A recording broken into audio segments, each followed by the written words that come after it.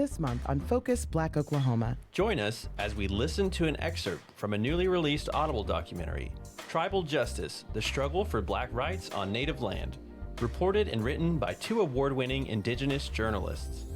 Learn about the Al Walidan Center on the coast of Kenya and its work to facilitate education and healthcare for young women. Discuss a recent rezoning proposal affecting several black neighborhoods in Enid. Hear how Big Bertha helps Tulsans achieve their fitness goals. And join Sandra Slade as she weaves a tale about a winter wardrobe malfunction. All this and more on Focus Black Oklahoma.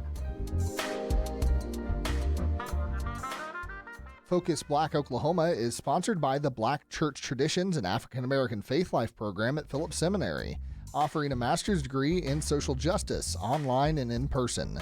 Learn more at wherefaithleads.com.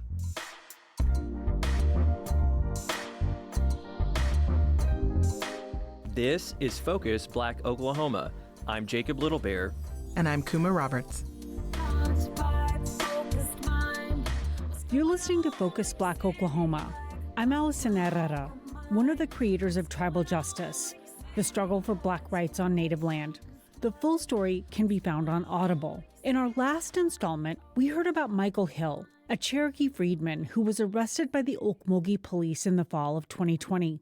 He fought to have his case transferred to tribal court because he's an enrolled citizen of the Cherokee Nation. After all, this was right after the landmark McGirt decision, which returned criminal jurisdiction to tribal nations in Oklahoma when they involved Native people, like Michael. But his case was complicated because of his status as a Black man with no blood quantum. His case didn't qualify to be transferred. In this series, we've been exploring how centuries-old laws have impacted people like Michael and his brother Mikhail, who was tragically murdered in 2016. His case was transferred out of state court, even though, like Michael, he's an enrolled Cherokee freedman. Keep listening to find out why. I couldn't wrap my head around this, so I turned to Robert Gifford again to help me understand what felt like a double standard when it comes to citizenship. Gifford theorizes the key difference between considering citizenship in the two cases. Mikhail was the victim of the crime, while Michael was considered the perpetrator. So, while both of them are Cherokee citizens with no blood quantum, only Mikhail's mattered. In the midst of the chaos of his case, Michael has found his way back to the basketball court.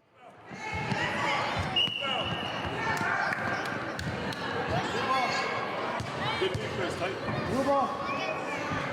Stay over here. Put your hands up. Hands up. Hands up. Hands up. Hands up. Hands up. There we go. Go, Tay. Go get it, Tay. He's doing the thing he loves, working with young people. Right now, he's coaching his daughter's team, called the Kool-Aid Jammers. As they get ready to go back out onto the court, the kids put their hands in a circle and say the team name for motivation. All right, we're going to go back with the girls. Can we win? Yeah, it ain't over yet. It's second quarter. Right now. Kool-Aid Jammers on 3. 1, 2, 3. Being out here on the court coaching again is a big deal for Michael. How does it feel to be coaching today? I feel good. They came out. They were playing good, pretty good today. Yeah. We did good. This is one of the first times I've seen him look happy since I met him. He's smiling, laughing, and joking around with the kids and some of the parents. It's as if the whole situation, his lawyer, the plea deal, the court case, and arrest, never happened.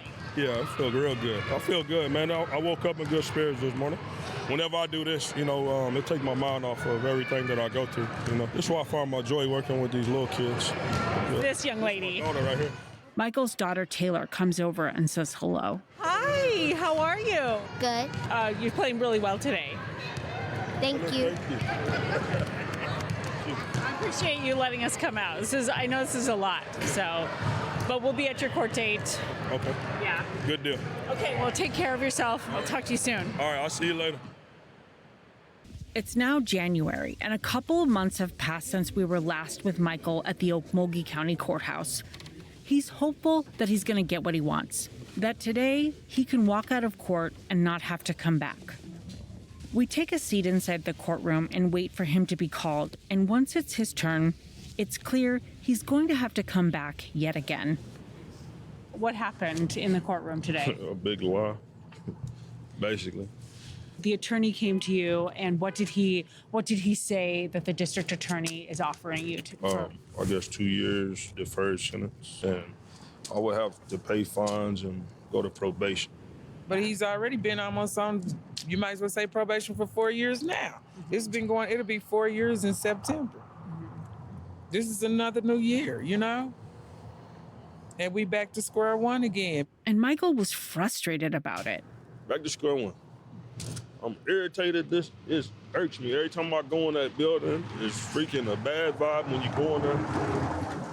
Man, bro. Ron Jones affirms Michael's frustration. Like Michael, if you sit down and talk to this guy, you're going to see that, he's not someone you want to send to jail, prison, needs to be on probation, any of those things. But there's no time in a system that locks up as many people as Oklahoma does for those sorts of conversations, even between attorney and DA, to be had and fleshed out, etc. But Jones says it's even worse for many other Oklahomans. I know that I'm busting my ass for Michael, and I also know that there are so many of these cases happening every day in the state where ain't nobody busting their ass and somebody just taking a charge because that no one is advocating for them. At this point, Michael's options are take a plea, saying he's guilty. He'd get a year of probation and pay fines. Or he can ditch the plea deal, maintain he's not guilty, and take the case to trial. Going to trial comes with a risk. If he wins, he'd be free. But if he loses, the judge could potentially give him a much longer sentence. What are the chances that he could just walk away, or what are his chances of him going to jail or prison? No one knows. I'm the best trial lawyer I know, and I don't know. I couldn't tell if I wanted to. No one knows. In those sorts of things, you never know what fact, what thing, what element, or what issue will persuade a jury this way or that way. And that's the thing of it, right? It's a boom or bust. You could go home, you could go to prison. It's a boom or bust endeavor. Michael is feeling like what he's going through is not fair. We don't know what would have happened to him if tribal police had come that night he called 911. And we don't know what would have happened if he'd gone to tribal court. But we do know that tribal justice systems in Oklahoma are starting to offer more holistic alternatives to punitive sentences. I spoke with the Attorney General for the Cherokee Nation, and she told me that they try to use restorative justice and know and take into account some of the trauma Native people have experienced when they commit crimes. She says it's not like they're trying to avoid punishing people for things they've done wrong, but they don't want a conviction to ruin people's lives. Standing outside the courtroom, Michael vented to us. This whole town is full of crap. It's not right, man.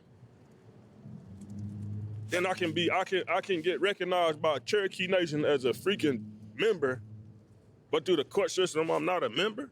I can get everything that the tribe offers, but through the freaking state court, I'm not a freaking member. Come on, man. Not an angry person, but when you deal with dumb stuff, it makes you angry. Just because I say I'm angry, that don't mean I'm gonna go out and do something dumb. What I'm gonna do is go crawl in my freaking shell and sit in my house like I always do, and don't want to do nothing.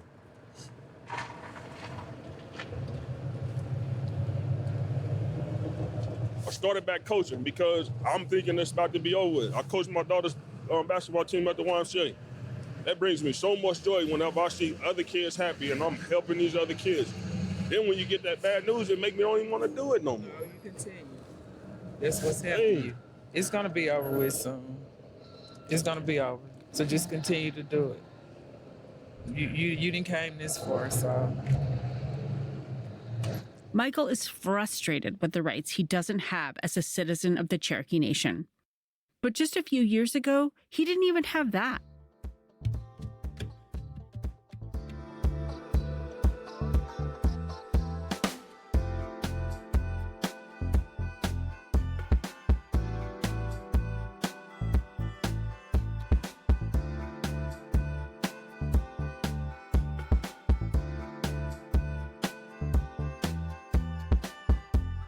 Affordable housing and community development took center stage in Enid during a recent town hall meeting addressing a rezoning proposal. While some viewed the proposal as an opportunity for revitalization and affordable living, others raised concerns about taxes and the potential impact on their land. Here's Venson Fields with details. Affordable housing became an increasingly popular political topic this past election cycle, with initiatives appearing on many city, county, and state ballots.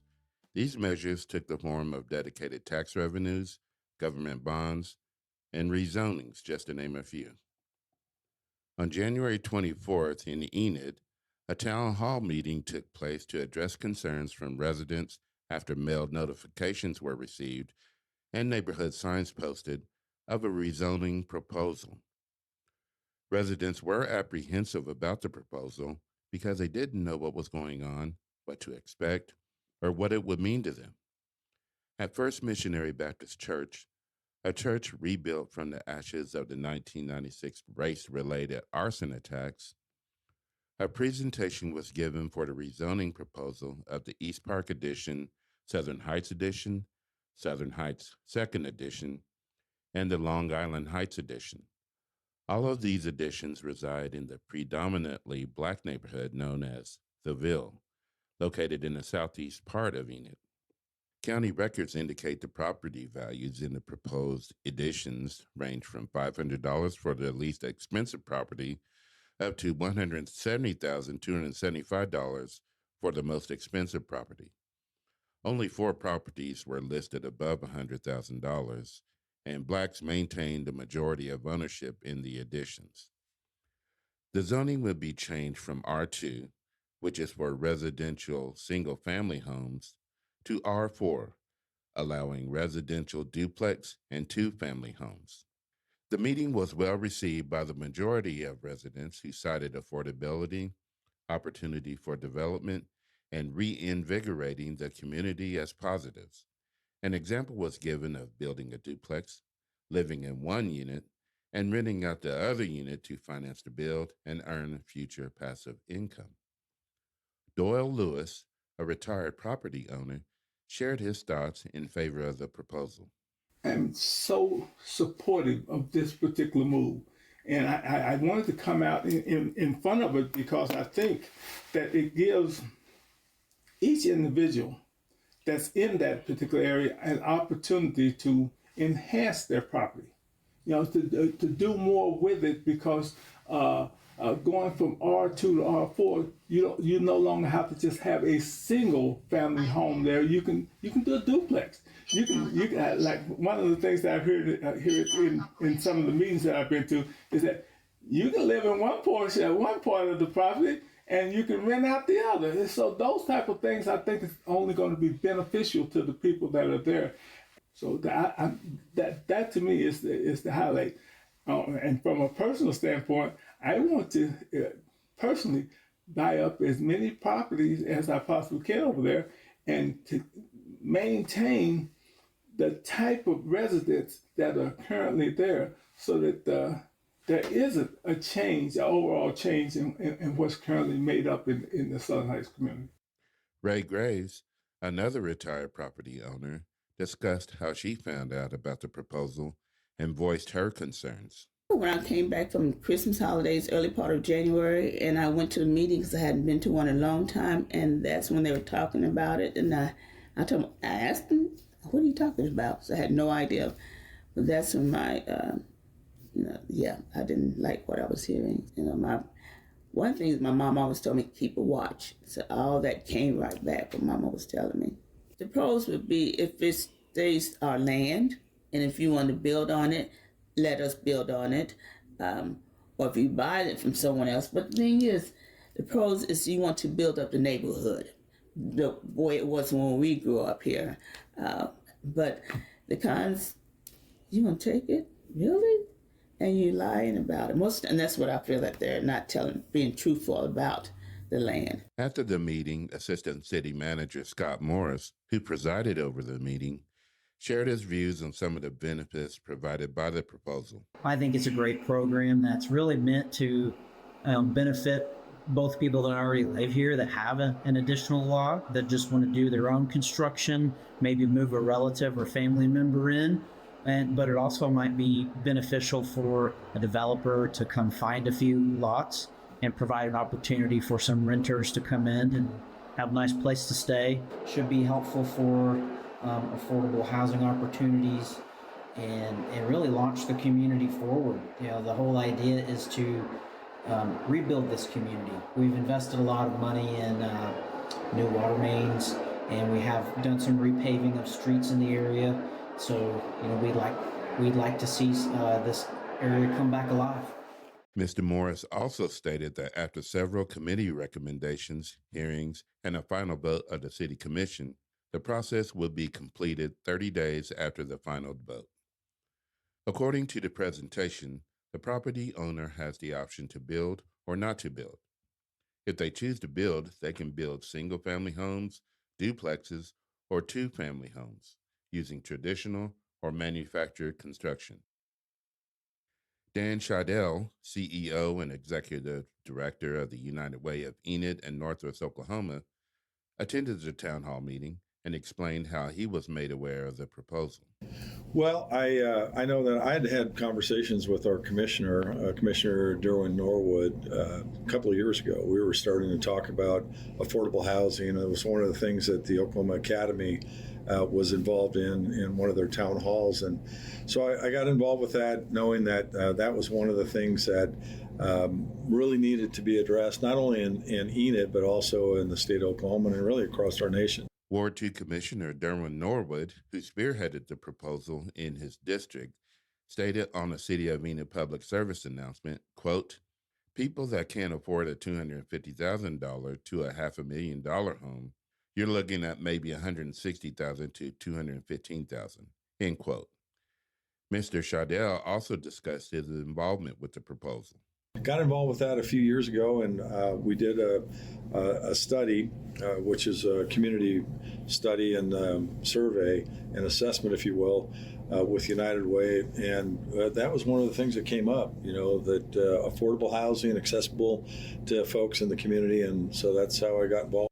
Mr. Scheidel referenced the Oklahoma Academy, which has affordable housing listed as one of its public priorities and contributed to the assessment. This information can be viewed at www.okacademy.org. He also offered his opinion on what the proposal could mean for the areas involved. From my understanding, from rezoning from R2 to R4, the pro is that they're given options. So homeowners, landowners in the Southern Heights District, because that's what we're talking about, the rezoning area, they are getting options to build either duplex homes or options to utilize their land a little bit differently. So I think that it just gives them opportunities that maybe they've never thought of before, that there's a opportunity to reinvest or invest in that area. So, and again, Southern Heights is not the only place that's been being looked at rezoning. The rezoning proposal is touting affordable housing among its primary benefits, when in actuality, it is a community development program. The affordability aspect combines the rezoning proposal with a housing district overlay that was passed on August 6th of 2024, allowing manufactured and prefabricated homes that were previously restricted. Affordable development. Nothing was mentioned regarding special considerations for low-income residents. On February 4th, at the City Commission meeting, the proposal passed unanimously by a 7-0 vote, with building to commence as early as March 4th. For Focus Black Oklahoma, I'm Venson Fields in Enid. You're listening to Focus Black Oklahoma. Would you like to pitch a story to FBO? Or work with us as a correspondent? Please email us at contact@focusblackoklahoma.com. Or call 918-807-3886. In the heart of Canando, Quale County, the Al Waladan Center stands as a beacon of hope transforming lives through its free services amid a backdrop of high rates of sexual violence and teenage pregnancy. The center has dramatically reduced cases of gender-based violence, offering young girls a sanctuary and a pathway to empowerment in a community once plagued by drug trafficking and exploitation. Zakira Muhammad reports from Kenya. At the heart of the Awalidan Center's operation is a commitment to providing free services that empower and uplift the community of Kinanda, Kwale County, Kenya. Located in the southwesternmost coast of Kenya, it has a girls' center, a boys' center, an academy with vocational training classes, a mosque, and a hospital. The 2014 Kenya Demographic and Health Survey revealed that Kwale County recorded the highest rate of sexual exploitation and violence, with over 79.2% of women and girls affected. The average pregnancy rate for ages 10 through 19 was 35.44%. The report then states that forced and child marriages in Kwale were common, with 37.9% of the girls married at the age of 16. Causes of teenage pregnancy and gender-based violence, or GBV, in Kwale County have plummeted in the last 2 years, according to county health statistics. Data shows that cases dropped from 35% in 2022 to 15% in January 2024, which is the national average. Fatima Bakhtir, CEO of the Awalidan Center since 2021, leads a nonprofit organization dedicated to transforming young lives, providing a sanctuary for young girls and a pathway to a brighter future. Bakhtir shared the center's mission, her passion, and her efforts to support a community once overshadowed by drug trafficking and prostitution. We have different facilities offering different services free of charge to the community. We are based in a place that was known for very bad things. It used to be a drug hub, it used to be known for prostitution. You want test? So I studied law, but my main purpose of studying law was to give back to the community. But at some point in my studies, I realized that with my law career, I won't be able to give back the way that I wanted to. I wanted to help people promote their welfare and their living. But with my law career, I would be limited to just help them when it comes to legal support and legal help, which not everyone is going through such issues. Hawa Mangani, who has managed over 300 girls since the Girls Rescue Center's inception, has been a staff member since 2019. She shares, in Kwale County, the girl child, reason because of retrogressive cultures, and there's a lot of poverty in Kwale County. So a lot of them are vulnerable. But we are happy that this year we are leading in the most empowered county in the country that empowers girls. Our governor is a girl, she's female, and there are a lot of stakeholders who have come up to support the girl child. And apparently we are the only rescue center in the whole of Kwale County. Bakhtir recounts a story of transformation where young girls find empowerment and hope through the center's programs. I have a number of girls' stories. They have recently told me this, it's their testimonial that I'll just quote. They're very grateful being here because we've given them a second opportunity in life. These are girls who were victims probably of early child marriages. And because of being given a second chance in our place and the opportunities that we've provided them, these girls have completely transformed. They've changed their lives for the better. They are grateful for the opportunities that we've given them, for the work that we are doing, and they appreciate us every single day. They're all constantly reminding us of how much we have impacted their lives positively. And it gives me so much happiness and hope that we're on the right track of life. It's our main objective of having these rescue centers, to give these children a second chance in life, to give them a safe haven to live in. Mangani recalls a specific moment that left a lasting impact on her, highlighting the deep need for protective and nurturing environments for young girls. A small child, 5 years old, she came in a very devastating state. She had been defiled by her father, both ways, sodomized, and we had to go through several fertility repairs. So it was one of my worst experiences because I have a child the same age. So every time I used to attend to her, every time I see her, I used to relate that to my daughter, and it was very, very painful for me. The primary focus at Awali Dan Bomu Hospital is HIV treatment, where comprehensive care is offered free of charge to the community. After joining a seasoned laboratory technologist at Awali Dan Bomu Hospital, has over 30 years of experience focused on delivering comprehensive HIV treatment, healthcare, and addressing gender-based violence. GBV stands for gender-based. The young people who are abused by maybe family members or their husbands, the prostitutes also, who can sell them. Most of them are ladies, but men are also in plenty here. We've been serving them.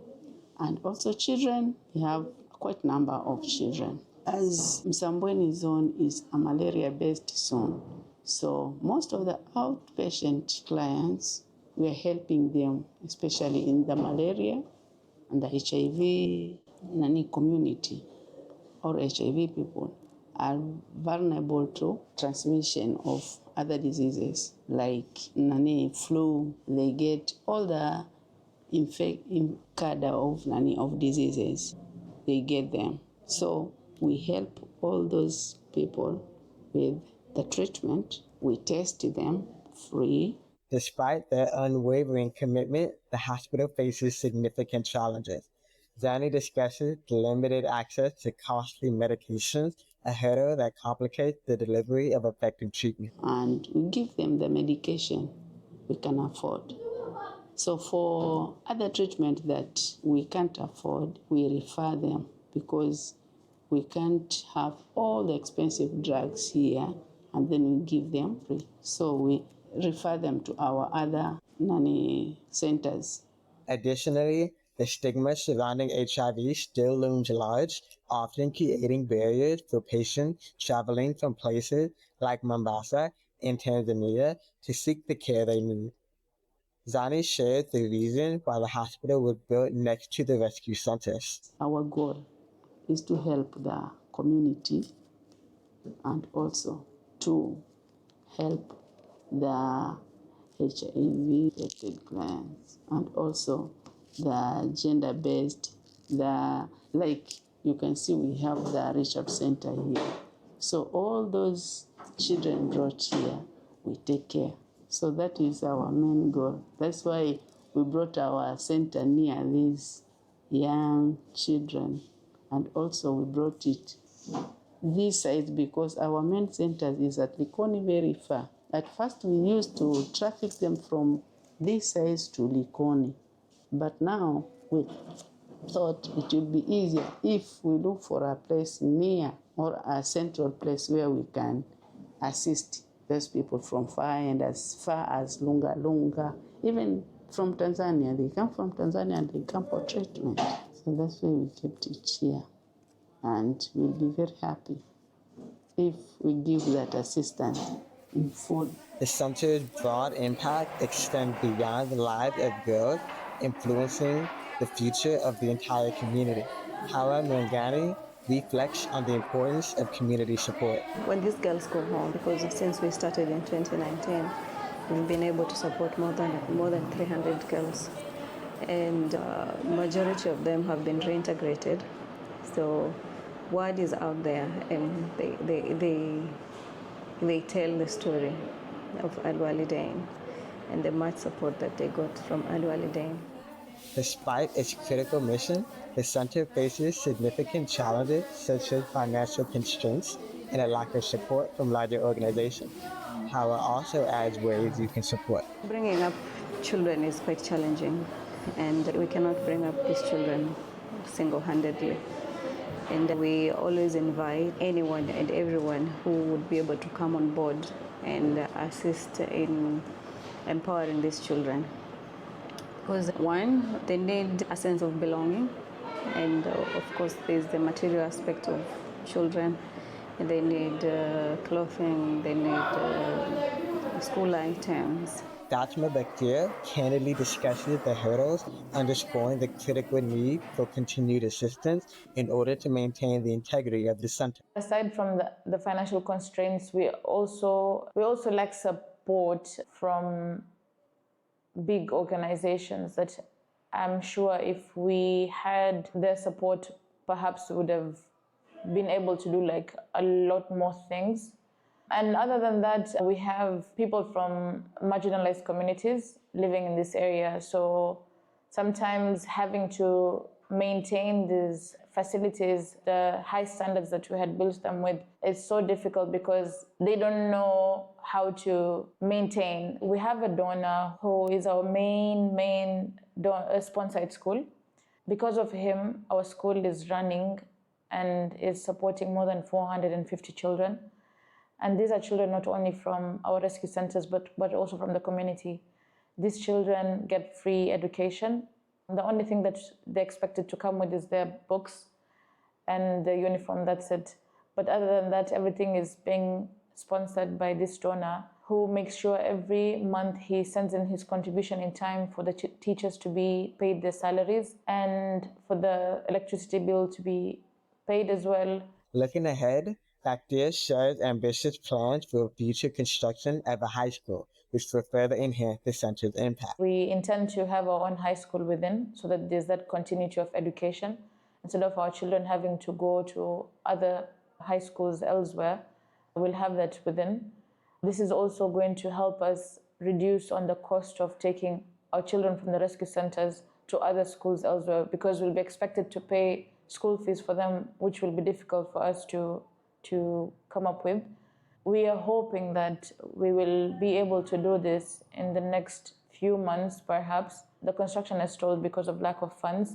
But inshallah, if we get enough support and are able to get that running, then would be a fully complete school, and the children from this community would not necessarily have to go elsewhere to get their services.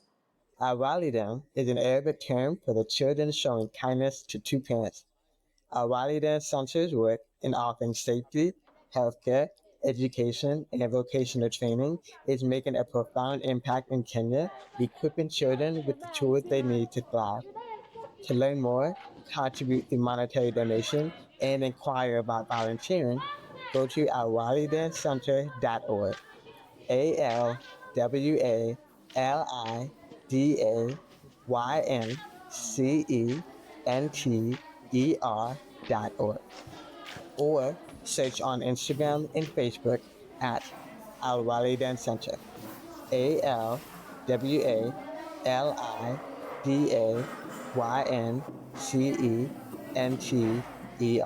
For Focus, Black Oklahoma, I'm Zakir Muhammad in Diani Beach, Kenya.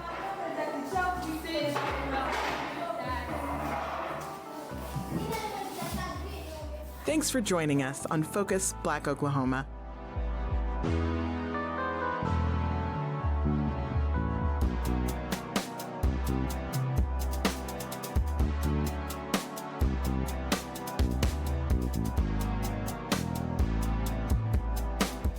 Public health is a public good, and Isaac Bennett, owner and founder of Growth Fitness Daily, is leveraging public spaces to make people healthier.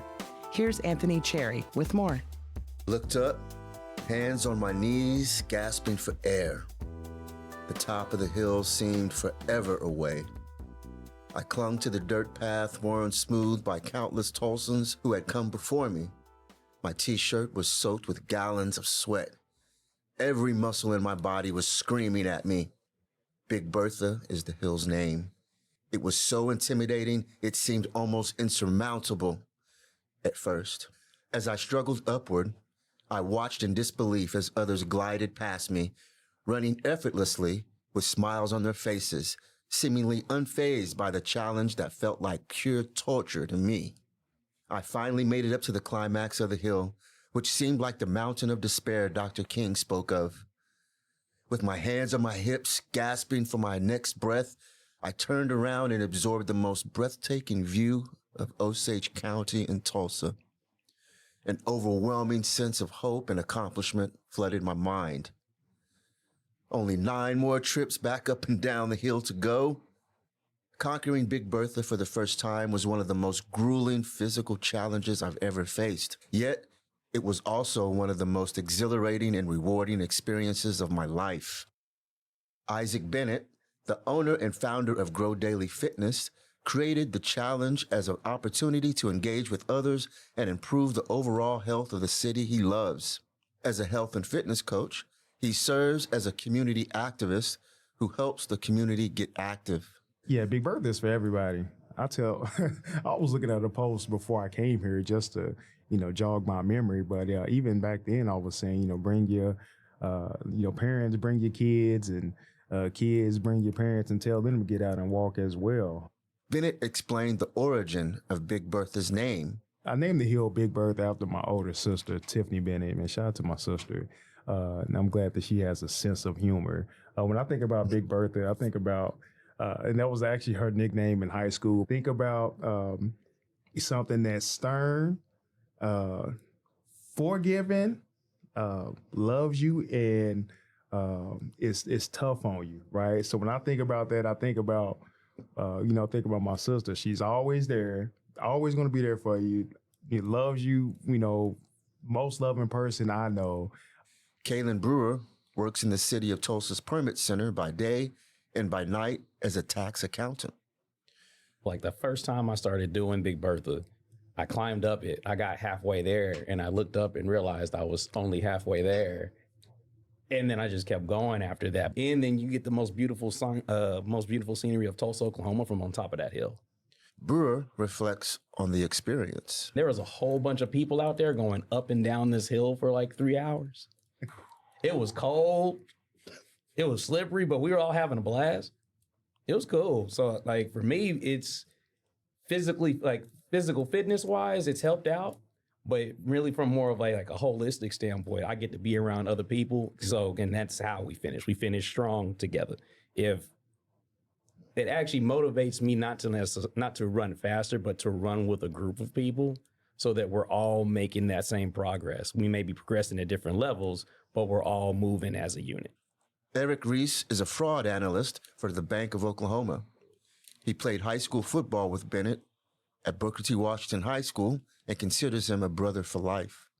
I'm still on my fitness journey. Let's go that far with it. But how it started was we're going to be getting into Big Bertha, but really his posts that he had, like he would post every week on Facebook.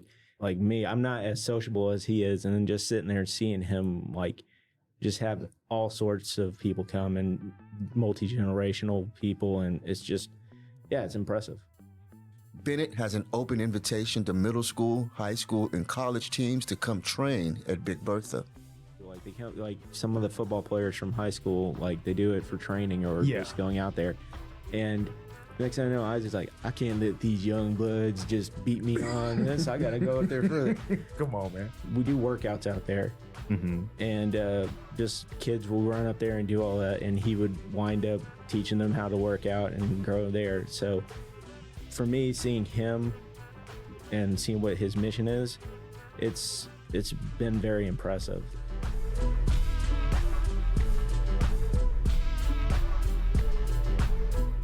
Aside from expanding his personal Grow Daily Fitness brand, Bennett has crafted broader community impact goals.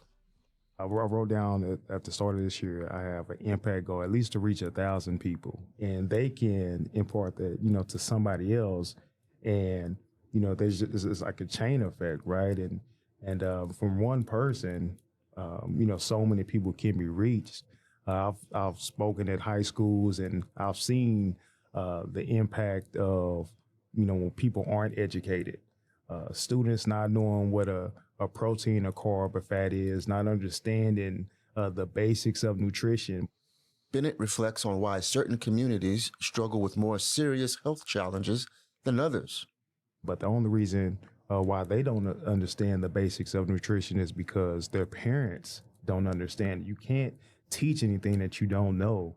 So if, then that's why I use my platforms to educate. That's why I hold these spaces to socialize and exercise, because we want to talk about health and fitness in these spaces. But I've always felt the same way about health and fitness, about exercise, and about putting the right things in my body.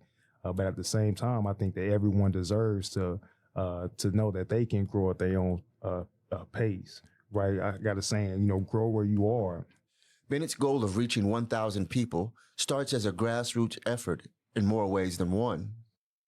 So, and I'm starting in order, right? So, fresh off of Sunday drinking and fried foods, we have the Monday walks, and we made the Monday walks on purpose because I know what a lot of people do on Monday. So, before the Monday walks, 6 p.m. we meet up at Fulton Street, Coffee and Bucks. At 5 p.m.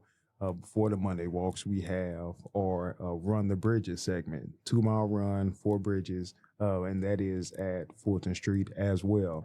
On Thursdays, we run, 3 to 5 miles, and we're meeting up at Fulton Street right now. And then, the most important or the most frequent is Big Bertha on Saturdays. Right. Big Bertha on Saturdays, 9:30 a.m. till about 11 o'clock. Bennett also has a vision for Big Bertha as public land. The vision for the hill is for it to become an official landmark here in North Tulsa. All right. So I'm thinking, stairs from the bottom to the top, some parking at the bottom or at the top. Still trying to see what that looks like.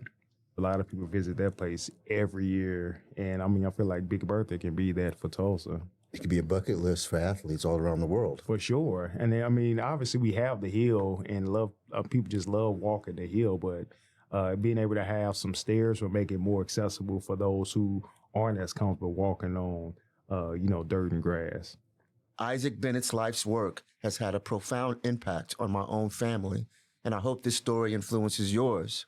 My father, Jimmy Cherry, was a hard-working Black man who built several homes and buildings as a carpenter in Tulsa.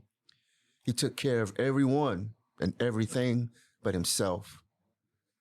Decades of poor eating habits and physical exertion had caused deep issues with his health. In the twilight of his life, his body had broken down to the point where I was deeply concerned. He poured his soul into every nail and beam, nurturing the city's growth while neglecting his own well-being. It was at this critical juncture that Isaac Bennett stepped in, offering a lifeline. Without expecting anything in return, Bennett generously devoted his time to meet with my father. He provided crucial motivation and crafted a personalized diet plan that not only improved my father's health, but ultimately extended his life. Bennett's selfless act of kindness became a turning point, making my father more mindful as he pursued a more fulfilling life in his twilight years.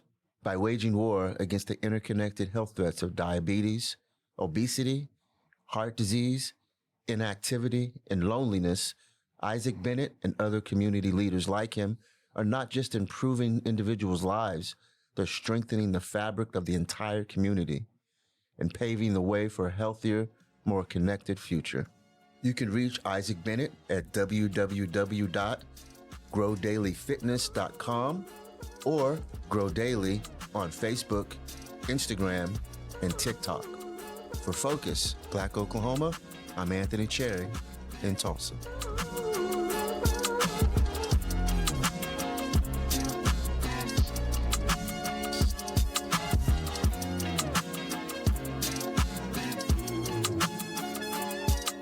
Whether it's apple-bottom jeans or boots with the fur, some outfits are meant to turn heads. But this story from Sandra Slade about a winter wardrobe malfunction will leave you in stitches. Everyone has at least one favorite outfit, t-shirt, dress, shoes, jewelry, or something. When they put it on, it makes them feel that razzle-dazzle and adds a bit of pep to their step. Try as I might not to get attached to items. I am very intentional about the jewelry I wear. It's usually something custom made, gifted from certain people, or it looks amazing with whatever I'm wearing. When I lived in Atlanta, my sisters would come and visit, and of course, we would shop till some of the malls closed. Even though they would drive back with new items, they would occasionally borrow an item from me. Well, they said borrow. I would say steal because I'm not driving 800 miles to get it back. So in a sense, it became theirs. Well, it's not super cold in Atlanta until the hawk comes. And when that happens, you want to wrap up in the nearest blanket and stay in. I like to chill, however, because it sometimes reminded me of Oklahoma and I would get a bit homesick and couldn't wait for a chill in the air. One of my favorite dresses during the winter was this chocolate and caramel colored sweater dress. The color was popping and I had a pair of cognac colored boots that were almost up to my thighs and just enough heels to make me 5'5". So in my mind, I was almost 6 feet tall, and I could hear Nancy Sinatra singing, "These boots were made for walking," in the background with each step. My boyfriend at the time, Keenan, purchased me a cognac-colored leather jacket from Wilson's Leather because he told me you gotta make sure you coordinate, like John Witherspoon said in the movie Boomerang. It was supposed to be getting ready to be cold, and I had already been doing a lot the past couple of weeks. I mean, my job really had me going, and I hadn't had much time to hang out with my friends. But it was Friday night, and I couldn't wait because my friends and I had decided to go get something to eat and play some games at Dave & Buster's. That morning, I grabbed my Dave & Buster's card just to make sure I could cash some of my tokens in and get something since they had been just sitting on the card. I already knew that I wanted to eat spinach artichoke dip with chips, finishing with a pasta dish.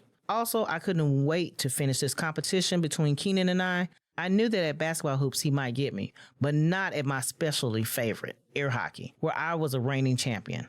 So of course, I knew I was going to have a killer time and my outfit also had to be a killer. All day at work, I was flying through my work because nothing was going to have me delayed to have some fun. A couple of my coworkers said they would meet us all up at Dave & Buster's, and I was so extra amped. I told some coworkers bye, tidied up my desk, and headed to the bathroom to grab my lunch sack. Then I stopped to go to the bathroom. I couldn't get out the doors fast enough. I opened the door and that cold hawk air hit me with a huge gust. I pulled my jacket tight, slightly bent my head down, and walked as fast as I could to my little black Honda Civic. I quickly started it up and turned on the heat so my legs would be able to feel again. One thing about working in the fraud department at General Electric, Fridays we got off at 3:30, so I knew I had time to kill before happy hour would start at 5. So I decided to run some errands. With the cold wind blowing, I knew I didn't want to be getting out of the car, so I decided to maximize my efforts and still remember that Atlanta traffic can get you caught up and late without notice. I decided that I would run to MedX and Target. Directly across the street was a Quick Trip, and I figured, let me grab a warm cup of cocoa before I got my shopping on. I got out the car and that gust hit me, almost making my car door slam back, but I caught it just in time. I knew exactly what size hot chocolate I would get and got excited because they had the whipped cream sitting out. I swirled some whipped cream at the bottom and I noticed these two guys checking me out. I smiled, but continued so that the hot chocolate can hit that whipped cream. I grab a stirrer and add a bit more whipped cream. I decided to myself, even though the chips were tempting, I knew I would have loads of food and leftovers. I walked to the counter and the clerk is grinning and the two guys as well. I reach into my purse to get my money and I can almost feel the guy breathing on my neck. I give him a harsh look and they're still smiling. I mean, I'm cute, but this is overboard. I pay for my hot chocolate and the clerk says, make sure you come back. I say, yeah, whatever. Open the door and it seems like it's getting colder. I shrug it off because I take a sip of my hot chocolate and now I'm feeling warm inside. Since it seemed to be getting colder, I figured I would leave the Target shopping to another day. Plus, I didn't want to miss 1 minute of happy hour at Dave & Buster's. So I sat in the parking lot for a moment because I heard the wind whipping. I took a couple more sips of my hot chocolate so I could have a boost of warmth. I buttoned my jacket and got out the car. The air hit me, but the warmth of the hot chocolate made me keep going. I glanced over and this guy was walking around his truck just cheesing at me. Then I noticed his lady coming out of the truck looking at me with disgust. I laughed to myself and said, oh, you hating, and added an extra switch to my step. Then it seemed like the air was getting colder, so I put an extra pep in my step to make it to the door faster. This older guy was looking at me, holding the door open and smiling with his 3 teeth. I smiled, thinking to myself, oh yeah, this outfit is getting all the looks. Just then, I remembered to check for my purse and my coupon.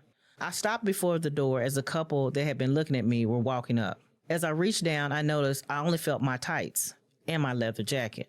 I stood there for a moment confused as to why I only felt my tights and my leather boots and jacket. I looked down and my beautiful sweater dress had tucked itself up underneath my leather jacket. I realized at that moment all anyone could see was the boots, tights, and the leather jacket. I pulled the dress down right there, smiled, and thanked the man for holding the door and walked in with my head held high. I felt relieved to be inside, but at the same time betrayed by my favorite outfit. Focus, Black Oklahoma is produced in partnership with KOSU Radio and Tri-City Collective. Additional support is provided by the Commemoration Fund and Press Forward. Our theme music is by Moffat Music. Focus Black Oklahoma's executive producers are Karesh Ali Lansana and Bracken Clar. Our associate producers are Smriti Iyengar, Jesse Ulrich, and Naomi Agnew. Our production intern is Alexander Evans. You can visit us online at kosu.org or focusblackoklahoma.com and on YouTube at Tri-City Collective. You can follow us on Instagram at FocusBlackOK and on Facebook at facebook.com/FocusBlackOK. You can hear Focus Black Oklahoma on demand at kosu.org, the NPR app, npr.org, or wherever you get your podcasts. Did you know KOSU accepts vehicles as a form of support? You get a tax deduction, and we'll take care of the rest. Visit kosu.org or call 855-277-2346.